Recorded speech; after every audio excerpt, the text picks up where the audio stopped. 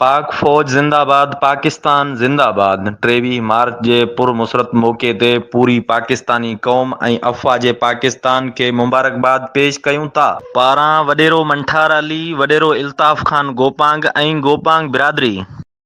कोई भी ऐसा काम ना आए जिसमें पाकिस्तान ना आए। रोशन सूरज चढ़ आए तो फिर कोई भी शाम ना आए। पाक फ़ौज ज़िंदाबाद, पाकिस्तान ज़िंदाबाद। 23 मार्च जे पुरमुसरत मौक़े ते पूरी पाकिस्तानी क़ौम ऐं अफ़वाज पाकिस्तान खे मुबारकबाद पेश कयूं था। पारां अब्दुल गनी गोपांग। कोई भी ऐसा काम ना आए जिसमें पाकिस्तान ना आए।